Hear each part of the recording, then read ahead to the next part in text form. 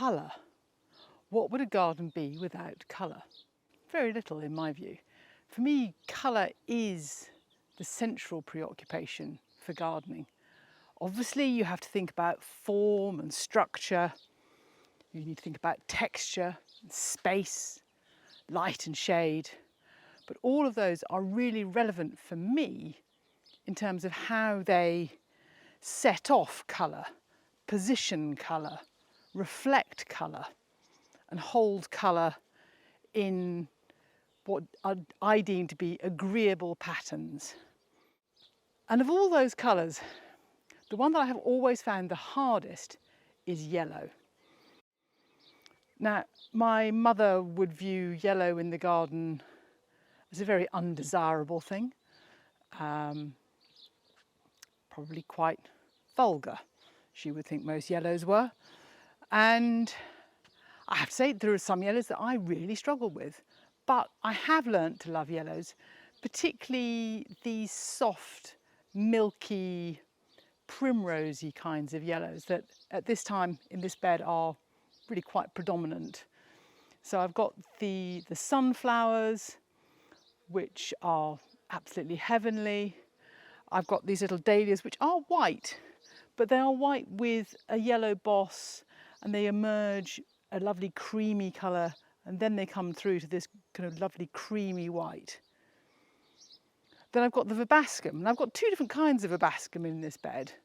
I've got basically the white form, which has a little purple centre to the flower, which the bees absolutely love.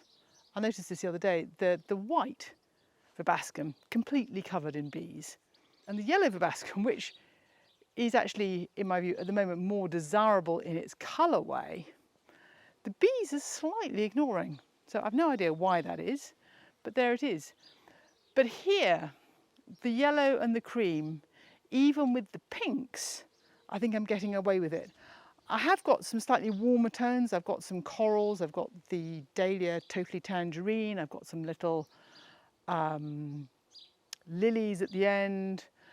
But this is still predominantly a mauve and pink border. But I do think that the touches of yellow that I've added really only the last couple of years, the first few years, yellow was never to be seen. And, you know, why is it that we find yellow such a challenging colour? Is it the mental associations, if you think about it? Warning signs for nuclear installations are yellow. So yellow is a very strong colour designed to attract attention.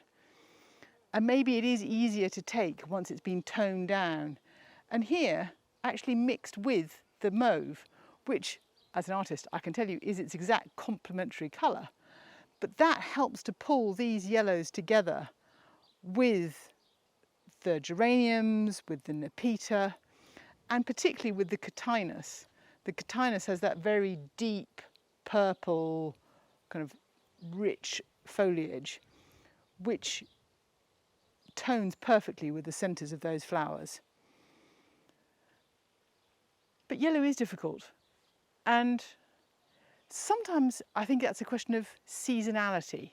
At the moment, the garden is awash with colour, and you can't see behind the camera, there is a whole bed filled with rich oranges and reds and deep, deep colours like that. And I have had a few yellow things in that border, and I have not got on with them at all. They've had to come out. In fact, this year we put in some wallflowers, lovely mix of terracotta reds and what I hope would be a lovely kind of buttery yellow, and it came out and it was much more kind of custard yellow. And the happiest day was when we agreed that we would just deadhead that particular flower as it came into flower. And yet, what could be more welcome than the first primroses? But there again, you're in this lovely delicate colour. Then there's a daffodil. There is nothing subtle about a daffodil colour, and I have bright yellow daffodils, and somehow their small size, I only have the quite small flowered ones, and your desperation for fresh colour at that time of year really helps to make that a welcome thing. And again, round where I've got my silver birch trees, obviously you get a kind of woodland floor area, and that again has the sensation of the yellows and the blues, because it's a mass of cowslips in the spring, together with some very nice anemone bland, they're in a kind of mauvey blue, and again the brunnera in that brighter kind of forget-me-not blue. And that blue and yellow combination really sings at that time of year. Whereas now, I want everything to be just that little bit more gentle. I think the light is so much stronger. I mean, not today. I've carefully chosen a day when the sun is not shining, so you can actually see the colours more clearly. And I think there is that seasonality. And then at the other end of the year, some of the yellows come into their own. And I have lots of bronze fennel through various areas, including kind of self-seeding in the gravel everywhere. And if you'd asked me, do I like the flowers of a fennel plant in isolation? Well, no, not really.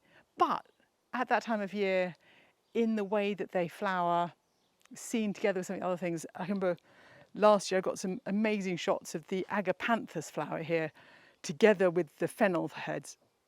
And the combination of the flat form of the fennel and the rounded form of the agapanthus, and the intensity of the blue and the intensity of the yellow was, I mean, maybe we're doing it in honour of the Ukraine, but it was a very, very vivid combination, very powerful and very strong. And then obviously the yellows and the bronzes are the colours of autumn. I mean, I have so many yellow things through the autumn, lots of yellow foliage. And also as you go into winter, I have a whole load of golden stemmed willows. So those colours seem to be correct in their season. But at this time of year, do I want to have bright yellow, sort of egg yolk colour flowers in amongst all this lot? No, I don't think I do. So while I boldly titled this video, How I've Learnt Not to Be Afraid of Yellow, I think I probably still am secretly a little bit afraid of yellow. And it is also a question of the form of the plant. So here I've got contrasting forms. So I've got the vertical forms of the verbascum, and I've got the kind of soft small heads of this catenacci, the fluff of the cotinus, and then more verbascum making these strong uprights, which, as you see them from there, dance against the shadow of the far side of the garden. And this side I've got some bolder lumps. So I've got, you know, a first clump of the sunflowers, and then more sunflowers, and then more, even more in the distance. So your eye is drawn along this little secret path through the bed by the colour. These daylilies are a slightly stronger yellow, but still a very soft yellow.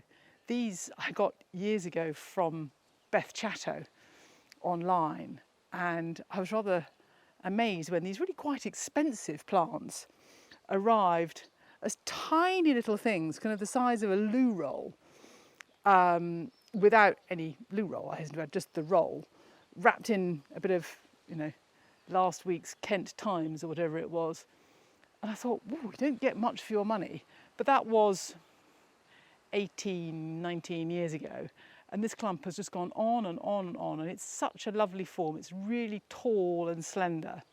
And the flowers are incredibly elegant. And, you know, the insects are loving it. Lots of hoverfly action in there.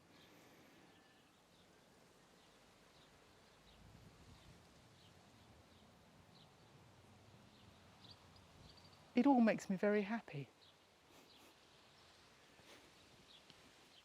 So I haven't got over being scared of yellow, really, but I'm making baby steps. And I would encourage you to make the same baby steps towards yellow. Or maybe there are people out there who have got an utter love of it. And I have seen entirely golden beds, and they are wonderful, but somehow not something I want in my garden. Thank you for watching, and I hope that you have enjoyed this video.